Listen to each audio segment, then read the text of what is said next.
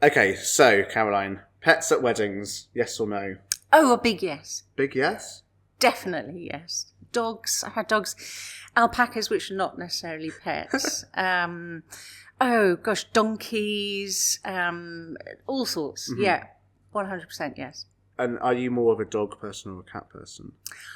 I have to say I'm more of a cat person because I've got more experience with cats. I have 3 cats. I love dogs, but I think I'm too lazy to have a dog. Right. Or we could talk about pets all day, but shall we get into the podcast? Let's do it. Let's do it.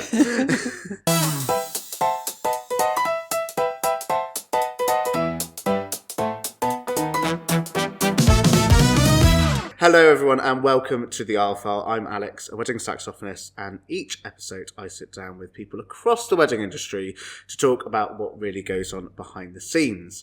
Today I'm with Caroline from the Ceremony People, a celebrant who's right at the heart of the wedding day and the wedding ceremony. The ceremony sets the tone for everything, and yet it's the bit that couples often spend the least time thinking about creatively.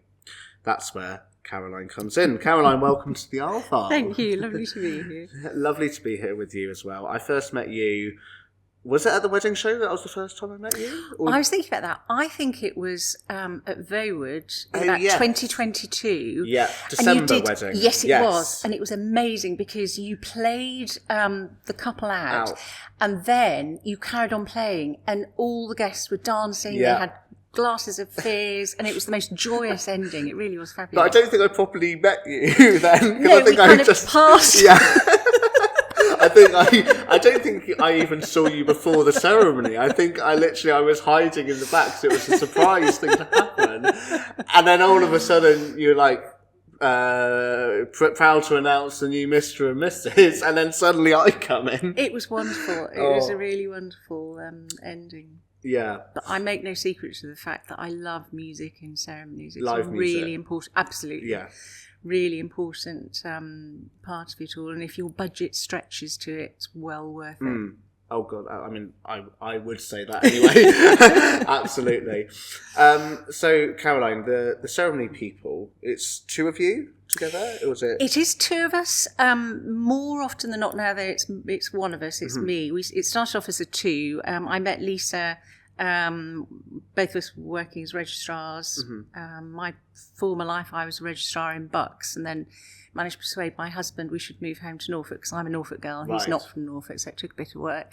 But I loved my job as a registrar so much that when we first came here in 2012, I went to work for the registration service here and met Lisa. And we both left in around 2015 when they brought in a more scripted format, which prior to that we were able to all put our own little bits in ceremony. So it changed it a bit. And for me, the joy of it was doing the ceremony. And since becoming an independent celebrant, I just discovered there's so much more you can do with ceremony. You know, the possibilities are endless. So that's how Lisa and I first met. And she took a step back sort of a bit after COVID with other calls on her time. But she's like my number 2. So if ever, touch wood, if ever I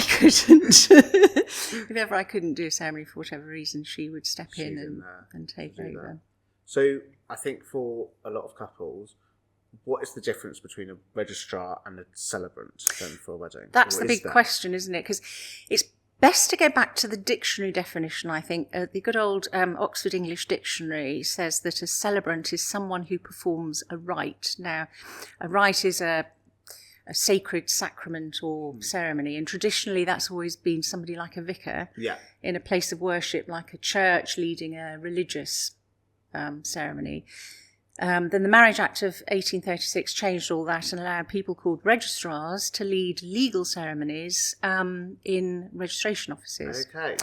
And from 1994 to lead them in lovely venues like this one. Independent celebrants are different, and the clue's in the name because we are independent. So we're not bound by any legal or religious constraints, which means we're a bit like a cheap date. We can go anywhere and do anything. And your ceremony can be absolutely what you want it to be. Yeah.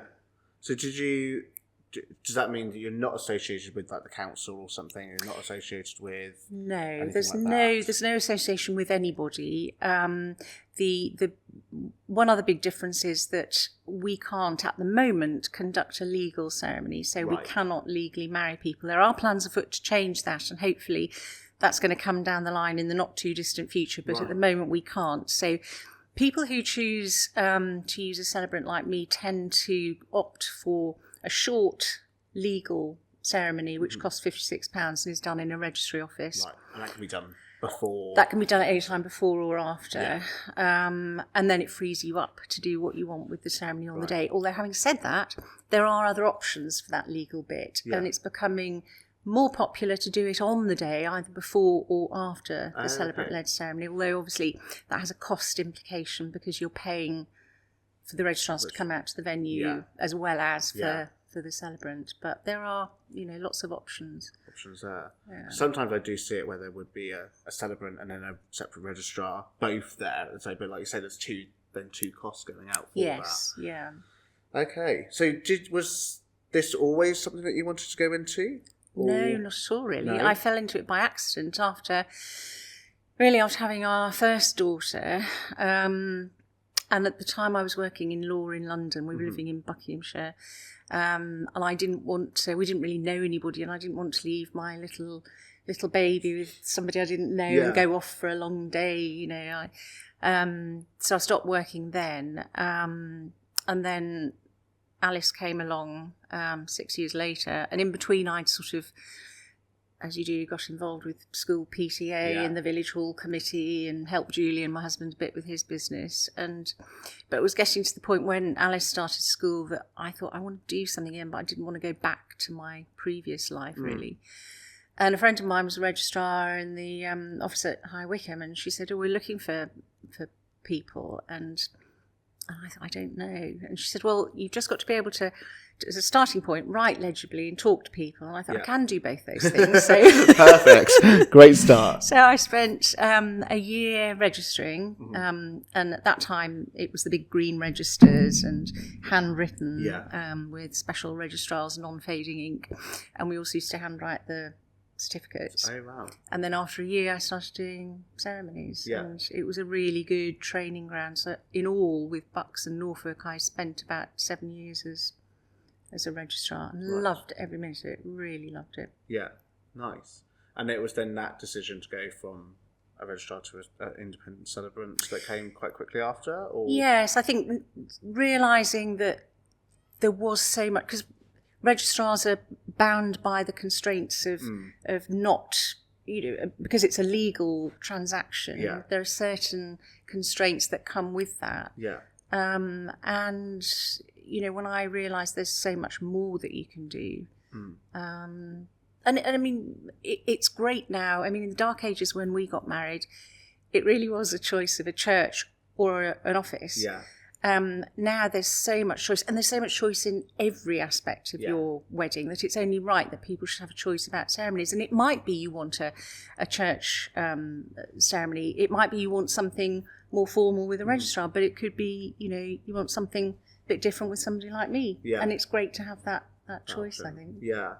And in the time that you've been doing this as an independent celebrant specifically, what's kind of like a common theme that you've seen with couples? Is there something that's always come up all the time, or is there something that you think, actually, you're potentially giving them a little bit more advice because they don't know what not to necessarily do? What's like a common theme that's happening? I think generally people start off not knowing at all. I think it's a very abstract thing, and part of our job is to try and present all the options so that they can then choose what best represents them. Right. Okay. And that kind of starts off with meeting and getting to know them, and making various, and I've forgotten, I've gone off on a tangent here. What was your question? The common themes. The common themes that come through. I think a big one is telling the story of a couple. And that's a lovely thing to be able to do. And that might be something I do. It might be something that we get friends and family to do, Yeah. talking about different parts of their lives. Mm-hmm. But it's a lovely thing to do because they're the reason we're all gathered together. Yeah. So it's lovely to tell their story. And aside from that, thinking about rituals and stuff you can include, hand fasting is a very, very popular thing. It's quite a nice thing because it's can be a standalone ceremony in its own right, but there's a kind of element that you can include in a more traditional wedding ceremony. And the whole idea of it is tying hands together, Right. sliding them out and pulling a knot, and that's where the expression tying the knot comes from. Okay. So it's quite a fun thing to do, and a very popular thing. Right. And it's funny, each year kind of brings its own things with it, because a couple of years ago, virtually everybody I did a ceremony for wanted to plant a tree. Right, wow. What, at the ceremony? In a pot. Okay. It's not quite as grand as it sounds. It's more like a little shrub or a bush. Right. You just see digging spades in a wedding dress. Not quite like that. I mean, it's usually already in a pot. Right. And they kind of symbolically tip some soil in. Right, okay. But that's a really nice thing to do, because I remember once doing a ceremony for a couple where their children, they came from different counties. Yeah. Their children were both born in Norfolk, so they had a little bag of soil each, which represented the counties where they'd been born and grown up, and their children did some soil to represent Norfolk. Oh, nice. So it's great that you can sort of twist things and make things your own and do all sorts of stuff. And I never stop learning all the time, from people with ideas and, stuff we can do. And then it's great because I can pass that on to other people. Exactly. Have you had a wacky, crazy idea from someone? Have you had something that's really unique out there that's not really been done often, or you haven't really seen anywhere else? That's a good question. I don't know. I mean, we did something at the end of one of my ceremonies last year, which has become a thing, but it's more of a thing, I think, that people do at the wedding breakfast. Okay. And that's called a photo dash. I don't know if you've heard of that. Oh, when they get the couple in one and they've got to move the guests from one to another. It's a quick photo. Well, my couple wanted to do it at the end of the ceremony. Right. And, do you know, it was the biggest fun. It was mad, it was chaotic, it was noisy, but it was the biggest fun. And we had a lovely singer singing a song, and then got everybody up row by row to run up, pose with them, and dash back again. Then the next row would come, and then the next row would come. And the photographs that came out of it were amazing. Yeah. And it was brilliant fun. It was a fab way to end the ceremony. And it also meant that all the group shots were done and dusted in next to no time in a really fun way. Yeah, because obviously when you get to the drinks reception, it's like, Auntie Edna, she's gone off for a drink over there. Yes. Oh, we need that family shot now. And that is the chaotic bit. And that's what it was like when I got married. Because I always think, I when I'm playing, and I'll be watching normally the group shots happening in the drinks reception, and I'm thinking, God, they've been on the bridesmaid shots for a long time now. What's going on? And they're waiting for someone, and then whilst they're waiting, one person then goes looking for them, and then that other person then comes back, and it's. I'm sure the photographers you're going to be talking to will be able to tell you much more about all of that sort of thing. Oh my! In terms, all of those kind of trends, like planting a tree, or the is it hand knotting? You said it was hand called fasting or hand fasting. Mm. Is there something that's in? Do you think that's coming more for 2025, 2026? Do you think that's in at the moment? Or? I can't really tell you yet, because as I was referring to earlier, I'm now working my way through my ceremony meetings, which is the point at which we kind of touch base about what the options are, what they might like to include. I haven't actually had anybody's choices back yet, so it's probably a question I could answer better at the end of the year. Yeah. I think there's a lot of things that it's interesting that you're having your meetings now, because I'm also having my meetings with other couples and things. And I think it's quite interesting to see, for me, song choices is a big thing. And it's like what different songs are coming in or going out, and I always say top songs that you want played. I always say, give me the top 5 songs, and also the songs you don't want played as well, because that's as important. But it's interesting how sometimes quickly some of these trends can move. And do you find that the same songs tend to crop up? Oh, all the time. Yeah. I mean, I think I've played 1,000 years more than 1,000 times at a wedding. I love it when there's something unique and something different. Yeah. And don't get me wrong, it's nice to play, Can't Help Falling in Love, 1,000 Years, or an Ed Sheeran song or something. And I always give options as well. I always give advice to couples. But if you've got something unique that's down to you, then go for it. Absolutely. I think someone said to me, "Oh, do you not ever get bored of, like, when I do an evening party, do you ever get bored of playing Shut Up and Dance every time?" I'm like, what you've got to realise is that it's different. Every couple is different, and that's going to be the first time that they hear my version of it. Yes, because it's new to them, isn't it? Exactly. Yeah. Might be the 50th time I've played it, but it's new to them in that evening. So I think that's what makes it more exciting for me, because you're going to get a different reaction every time as well. Yeah. For when you're doing your venues, do you prefer an outdoor wedding or an inside wedding? I really don't mind. I mean, I think they're both lovely. Outdoor ceremonies can present their own challenges, and I think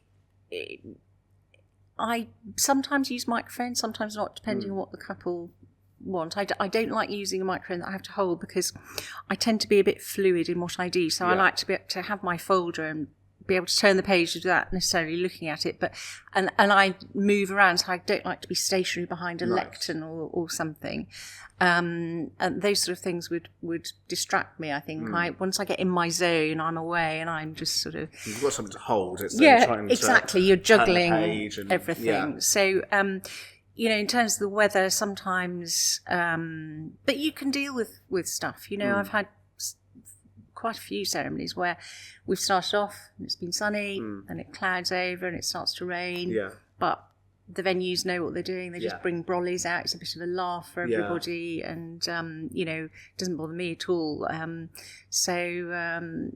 But indoors, I suppose it can feel a bit more intimate, and I don't have to project as much. Yeah. So, and I do like the ability to be able to sort of speak louder, but also lower my voice. And I think you can do that probably more indoors than you can. Yes. Yeah. Yes. But I love them both. Yeah. So you must see some, like me, you must see some incredible venues up and around. Is it just Norfolk that you stick to, or is it East Anglia? Like, I'll go anywhere, really. I mean, I've mainly, since I've been an independent celebrant, been working in Norfolk. Yeah. Obviously, I've got experience of other venues when I worked in Buckinghamshire. There were some amazing venues there. But no, I think we're very lucky here. We've got such a varied range of venues. I think there's something to suit every style and every budget. And I think, in terms of wedding suppliers as a whole, we've got some amazing suppliers in Norfolk. Yeah. Right the way across the board. So I think that probably makes it harder for people. They're spoilt for choice. Yeah. But it's a really lovely community of people. It is. I think people think that, there's so many different, they're saturated with photographers and saturated with musicians and celebrants and stuff, but actually everyone's there to help a couple in some way, and it's not competitive in any way. I think it's good, because it's you need to choose people that you feel comfortable with, particularly with sort of celebrants, photographers, people like that, because you're spending.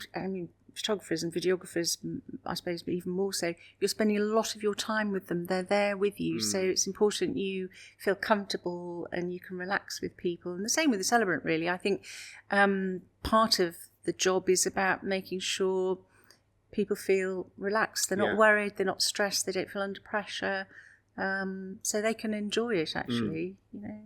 What's your timeline like at the moment? Like, are people booking you quite last minute, or are they people booking you quite in advance? Because I'm seeing a lot of couples where we're like, we're getting married in 2 months' time, and we're still looking for a sax player, And I'm thinking, if it's just been the first, it's either down to a cancellation or it's the first time you're thinking about it, and they've done a quick wedding quickly. Are wedding timelines getting shorter for you, or do you think it's... I don't think that's so applicable to celebrants because you have to factor in the legal stuff too. Yes. So therefore people have to be more prepared. Yeah. So the last minute vibe doesn't really happen. It's happened, I suppose, in the 10, 11 years I've been an independent celebrant. It's happened a couple of times. Once where I did, I was phoned on a Monday and I did a ceremony on the Saturday. Oh, wow. That was chaotic and fun and amazing, and and then one couple, I think their friend was being their celebrant, right. and I don't know quite what happened, but they couldn't do it, so I met them on the Thursday and did their ceremony on the Friday. Oh, wow. So it is possible, but it doesn't happen very often. Doesn't happen often. Okay, so now comes the point of the episode for the Room 101 section. So this is something which we are putting into the IL file. Now, listeners from other episodes will hear the ones we've had before is things like speeches in between courses, the wedding breakfast, or long speeches as well. Yeah. You don't want to be sat before a wedding breakfast, especially listening to a 20-minute speech from the best man. No, very true. Very true. So I pick one of the three things which I think is worthy enough to go into the file. So you're going to campaign to me as to why you think it should go in, and you've got... I feel quite passionate. I feel as passionate about all of them. So I really don't mind which one you choose. It was hard though. It was really hard to think of things. The first one is, and it's interesting actually because this one's not really come up much, but because you're very involved in the ceremonies, and I've sometimes witnessed ceremonies, and I think it's a big one, is mobile phones. Yes. Now, in two ways. And I always ask people to switch off their phones, put them on silent rather, at the beginning of a ceremony. And in tandem with that, if a couple don't want people to be taking photographs during the ceremony, then I ask them not to do that. Yeah. I mean, again, going back to the dark age when I got married, you'd have random sort of very keen people who would perhaps bring a camera. Yeah. Now, everybody has that ability because they all have a phone. And what you don't want is for the official photographs to just be a sea of phones and people hidden behind them. And that usually works. Occasionally it doesn't. And one example of somebody's phone ringing in a ceremony, I have thought afterwards, was this a setup? Because it was so impeccably timed. But anyway, I got to a very key part of the ceremony and this mobile rang, and it was the groom's, and his ringtone was the theme tune to Mission Impossible. Was it the bit of the ceremony where they say, "Does anyone who doesn't want to declare?" No, actually, it was. I was about to announce them as husband and wife. Oh, right. Big thing at the end. And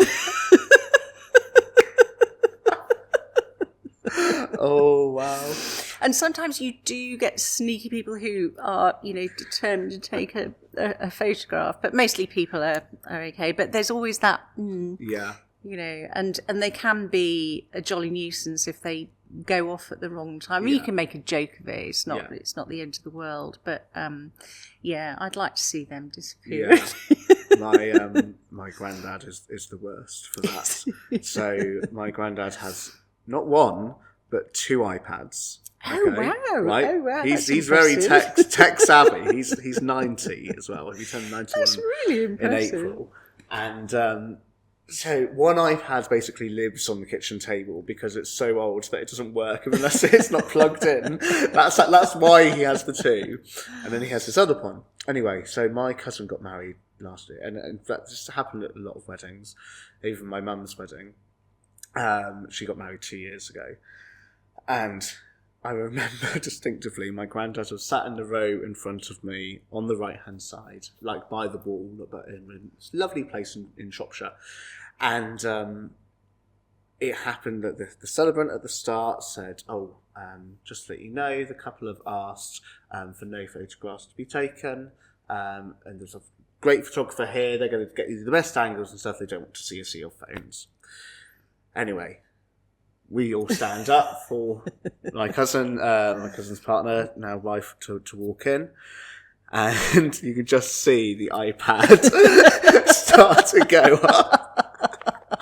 And it's just like, oh no. And then all throughout the day, it will be like recording different shots. And there's different photos now where he's holding this iPad. Like, why?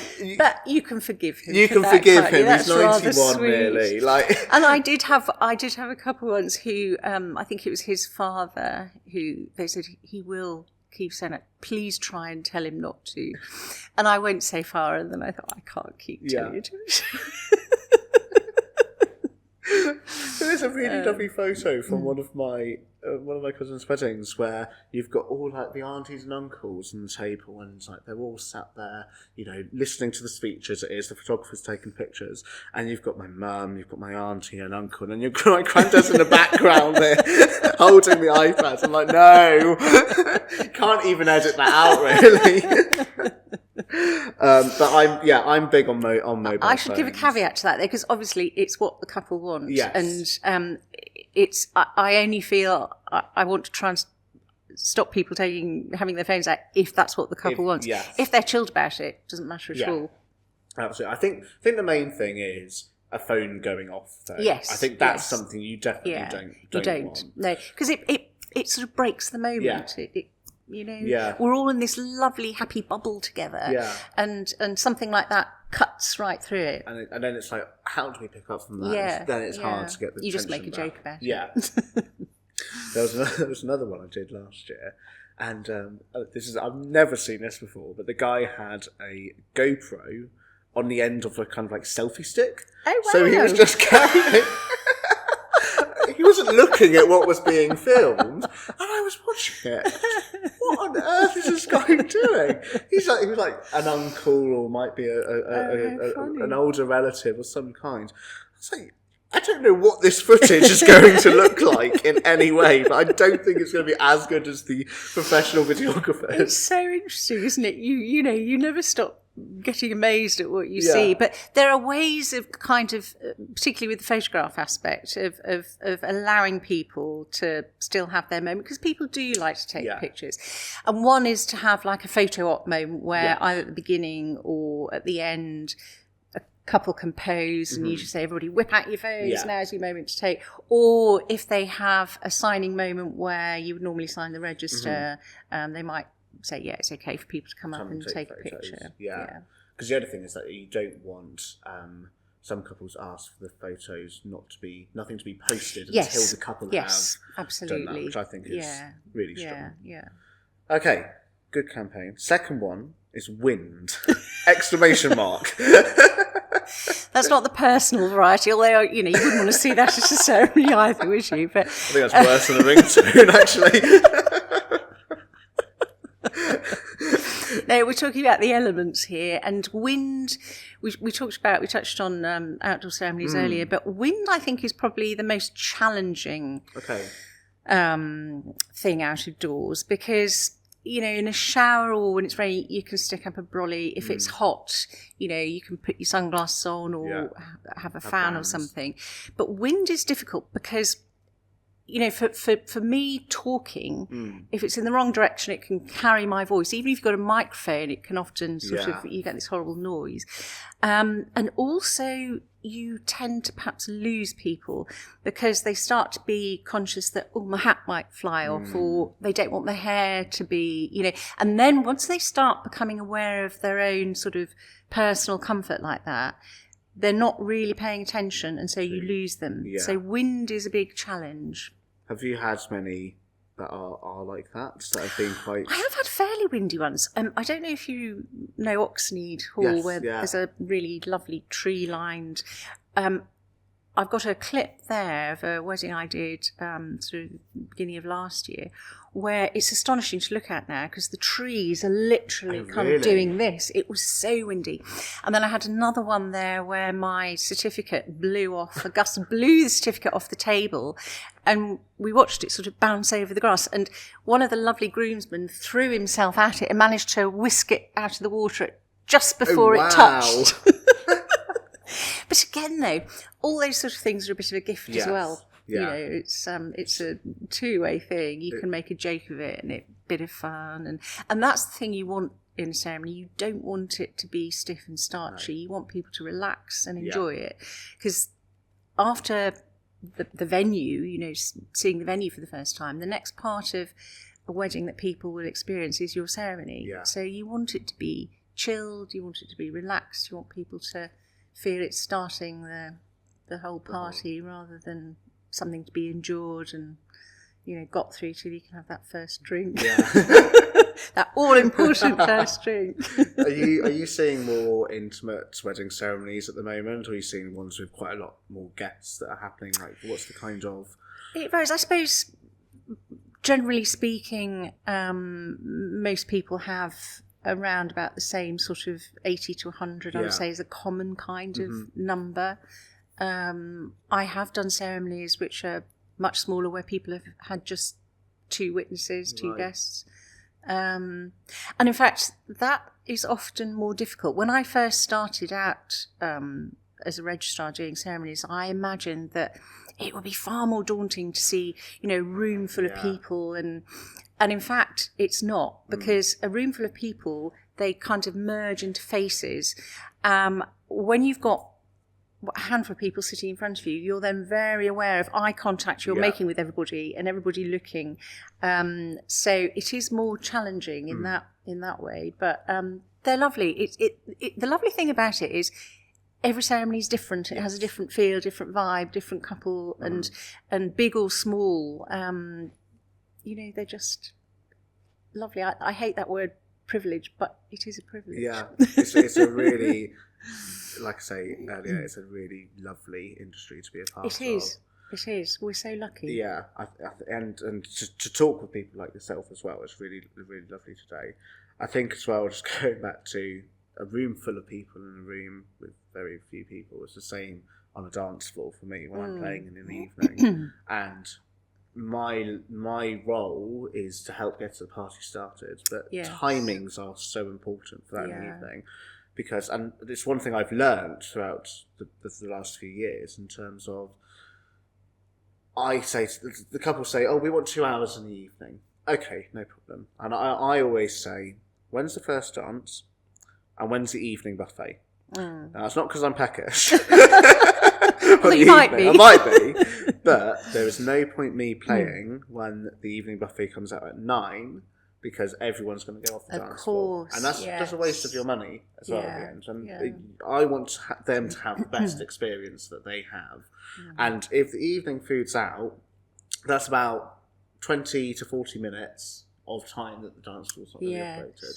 And actually, it's a harder role for me to try and get that energy going. It must be hard when it's cut in 2 like that. Because it sort of builds, doesn't it? And then it's... Oh. Yes, and then you've got to build it back up. Yeah, I can see that. And I think with additional evening guests that come, because obviously not every wedding, the guests are there all day, you have an additional set that come in the evening.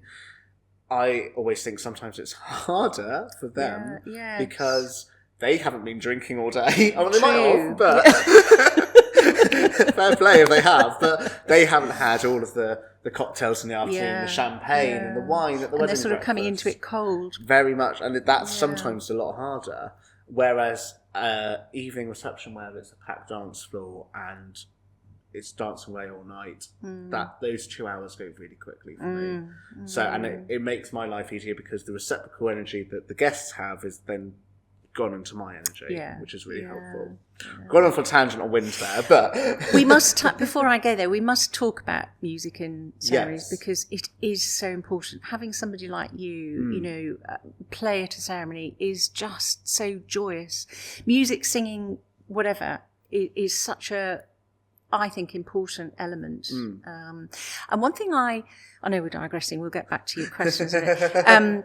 One thing I realised from my daughter's wedding last year, in fact, several couples had mentioned to me having a musician at their wedding. They, in hindsight, felt they didn't get the chance to appreciate them. Right, yeah. And so... I get a lot of this. Yeah, and that's such a pity. Yeah. And it's true because often you're paying as a backdrop to something early on in the day anyway. You know, perhaps when guests are arriving, you're playing down the aisle and back again, and then drinks reception. So there's always something going on. And what we did, and it worked so well, and I really highly recommend it. We had a string quartet called Cavallini who are amazing, and they played a little set at the end of the ceremony. Liv and Charlie are big into film and film music. Yeah. And they love played Cavallini, by the way. They're great. I saw them do a candlelight concert at Assembly House. I've been to see one of those as well. They're lovely, aren't they? Incredible. And they did, the one I saw was Hans Zimmer. Oh, nice. And they did a set of 15 minutes at the end of the ceremony where they played Hans Zimmer. And for me, it was definitely the highlight of the whole thing. And it enabled... Forget all that. The second highlight. But Liv and Charlie were able to sit, as was everybody else, and just listen. And the feedback we got from that was amazing. So even if it's just one song, you know, your favourite song, have your musician play that for everybody, including you, know, more importantly, the two of you, to just sit and listen. Yeah. Music. So important. I think I'm right. a big fan. I think you're right, because I've had some of that as well from when I specifically do drinks receptions, because in that time couples say, oh yeah, we need to have some music. Fine. They booked me for that, which is great. But at the same time, in the drinks reception, the couple are sometimes away having their own individual photos. Yeah. Then they're going to have the group photos and stuff. Then they're going to have a look at the room ready for the wedding breakfast in the evening. So there's so much time where they're not that they're not focused, but they're just not within the music itself. Yeah. And I think if for example you're booking me for your guests, that's great. You know, the music and the time is right.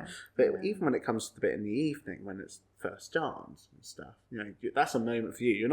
You're enjoying the music, but it's more about you two on the dance floor there.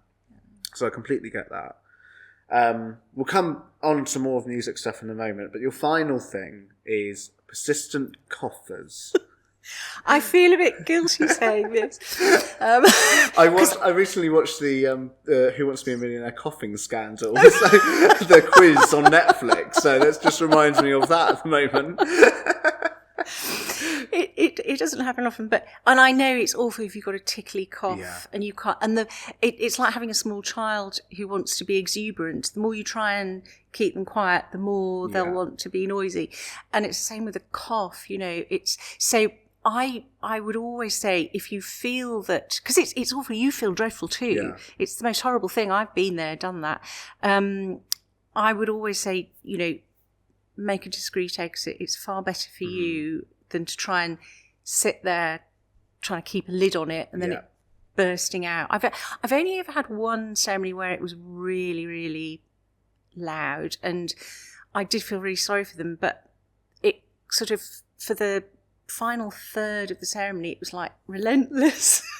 And that's where I'm building up to my big, you know, meaningful moments. And the venue were lovely, and they brought a glass of water in, but that didn't do any good. So, and it's, again, when you're in this bubble, any noise, you know, for the couple, for the guests, it kind of breaks the magic. Yeah. And so, and for people with children, again, if you can sit at the back, if they are getting it, because children do, you can't blame them. Yeah. Weddings are boring for children. And if they get upset and don't want to sit still, it's far better to just go and have a wander with them. And you know, as a parent speaking with many years of experience of that, I know with my daughters, the more I tried to keep them quiet, the more they would become loud and say stuff and try and bribe them with sweets or something. It doesn't always work. They literally think, if I cry one more time, I'll get another sweet. Yeah, that's true.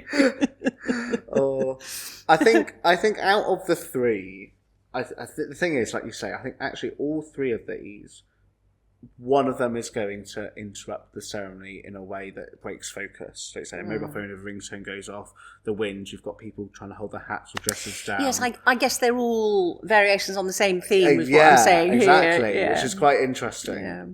But I think for me, I'm going to put mobile phones in, because I've seen it a lot, as I say, with my granddad as well. And I think the photographer's photos, the professional photographers or videographers or content creator, whoever it is doing that on the day, those are so valuable. They are. And I think if something ruins it and it's hard to edit out or something, and also even so with the noise of a ringtone, I think it's also in a way rude that people haven't listened to you at the start. That people are like, oh, it's fine, it's on silent anyway, we're not going to check it. You've given them that opportunity to look. So I think I'm putting mobile phones into the R file there. I won't argue with you. Coming on to last kind of points, let's talk about music and ceremonies, because, as you say, we've done a couple of weddings now. The one that we said at the start where we're playing them out. The one I did with you last year, I was just playing, I think, before the ceremony. You were, and what I suggested, I don't know whether you'd have approved of this, but I suggested to that couple, because there was quite a long walk, wasn't there, from the house down through the gardens to where we had the ceremony, and I said, think about asking Alex to play like the Pied Piper, and lead everybody through the gardens down to where we have the ceremony. That would have been amazing. So one day, when I'm back at that venue, because that was a beautiful. Where was that? Hotcourt Hall, I think. Hotcourt Hall, wasn't it? Yeah, that was beautiful there. But music and ceremonies, I think, is sometimes people kind of forget about as well. Sometimes in terms of even thinking about what song I need to walk down the aisle to, or walk out the aisle to. I feel that within live music, it's so important because it does add that extra energy. I'm not saying that because I'm a live musician. No, but you're absolutely right. Adds that energy. It creates an atmosphere and a vibe, and it's just I think it's well worth the investment. I really do. And people get excited when they see live musicians. It's just it's fab. I sometimes get it when I'm playing it, especially in the ceremony, and a guy or a girl come up to me and they'll say, "Oh, could you play Careless Whisper?" I was like, I'm like, maybe later. We're doing a ceremony at the moment. A couple have requested these songs, so okay, Careless Whisper, Baker Street. That's another one that comes all the time. I love the one. What was it? I saw you pop up on Instagram from many years ago. Oh gosh, what was it? I just the other day. One Step Beyond. Yes, that was really good. Yeah, that was so good. That was when I was in 13. I was. Wow, were you? That's when I was playing. So what age did you start this? I started at 8. Gosh. Yeah. So I started when I was 8. A lot of commitment. And worked my way up through the grades. And then when I was 13, I did a summer school, and that was Best of British. And that's when I started to really get into more of like the pop jazz stuff. Because I was actually doing classical sax for a while to start with. But is that the way, because my daughters, they're not musicians, but they sort of learned a few instruments at school, and it always seems to be you start off in a more traditional way, and then maybe get to the fun stuff a bit later. It wasn't until my grade 5, and I did grade 5, 6, skipped 7, did 8, and did those last 3 grades as jazz sax. Right. And then I started to get starting to play more of the popular pieces. Yeah. And it must be lovely to do both. Yes. Yeah, absolutely. But I think that's the impact of live music. Yeah. Of seeing, like you say, someone seeing it at a ceremony, or seeing it at the drinks reception, or somewhere after that. Or guest singing. That's another one of my big things. But that is a bit Marmite for people. When I suggest that to people, either they're really enthusiastic or they go visibly pale. You know, it's a like it or loathe it kind of moment. But singing, and it doesn't have to be the best singing. And if you've got a track in the background that you can turn up really loudly, it also helps if you've plied people with a drink before the ceremony, so they're a bit loosened up. But it's so joyous, and it can be an amazing way to end. Yeah. Getting everybody on their feet, singing something powerful, and it's just great. It's just such a lovely thing to do. Have you ever had it where there's been a congregational hymn, not a hymn, but a song? Well, I've had 2 one of the ceremonies I had at the beginning of last year, we had 2 hymns and a song. I think we had Lead Me, O Thou Great Redeemer as one. I can't remember the other one. One More Step Along the Way I Go, I think. And then the song at the end was Stand By Me. And was that everyone singing? Everyone singing, all I've 3. seen a video like that it was on wonderful. Instagram. And we had like a mini brass band. Amazing. It was just lovely. I love it. It's like a Love Actually moment. It was. It really was. I have to say, I did have a Love Actually moment once. A few years ago, it was like a festival style wedding, and it was so chilled. The bride was there with all the guests in the field with all the stuff going on before we even got to the ceremony. They came in together, and her dad had a small band, and he played them in. And then as a surprise for her, there were various people dotted around amongst the guests who played instruments, and people who didn't had been given triangles to bang or tambourines to. And so as they arrived at the top, the music carried on, and then one by one people stood up playing a different instrument, joining in, and then the people with the percussion stuff stood. So at the end, everybody was playing an instrument. Honestly, it was just... Was it All You Need Is Love? Was it? I can't remember what it... No, it wasn't that. But I have had an All You Need Is Love moment too. That was just... And I'm a bit embarrassed to say, I jumped up and down. I was so excited. Because I'd suggest the 2 lovely chaps, John and Daniel, and I'd suggested to them that we did this because one of their kind of mantra in life was all you need is love. And I felt that's so powerful. And I wanted to end with those words. Yeah. And I just said to them, wouldn't it be amazing if then the music just started? Yeah. And everybody started singing it. And they didn't sort of feed back anymore about that. So it wasn't until the rehearsal the day before when I went along to see them, they said, actually, we are going to do that. And they put the words to the song underneath everybody's chairs. So it was a total surprise to everybody. And I can't tell you, it was really sort of hair standing up on the back of the neck moment when I said those words and then the opening bars of the song. And then everybody reached down and got there. It was just wonderful. Honestly, it was so lovely. Music is just so important. Never underestimate the power of it. It's just wonderful. And the singing thing is like a lovely communal thing. And when it's singing and it's not necessarily a hymn, but it's something quite, like Stand By Me or it could be anything. Love. Yeah. Last March, they ended on the Tina Turner Simply the Best, and they were kind of dancing together and everybody, I mean, it's lovely. There are endless songs something that's really beaty, that has a good chorus that you can bash out. It's just joyous. There's no other word for it. So to end the podcast, we've got the book on the table, which is where guests leave a question for the next guest. William and Rose were the last people to leave a question, and just having a glimpse, it leads on nicely from what we just talked about, actually. You'll then get an opportunity to write a question in This is such a lovely book. The next guest. So. Oh, right. Yes, it does. Oh, it's perfect, isn't it? And I have to say, I don't have much experience of first dance songs because I'm usually long gone by then. So I'm going to say the song my daughter and her now husband chose for their wedding last year. And this wasn't a first dance in the sense it was just the 2 of them because they didn't want that moment with all the attention on them. So we got everybody onto the dance floor and our lovely photographer, James Rouse, took a group shot of everybody. Very nice. Then we started the music, and so everybody was there, and they danced. And it was the one from Pulp Fiction, the Chuck Berry, You Never Can Tell. And it was amazing. Nice. Amazing.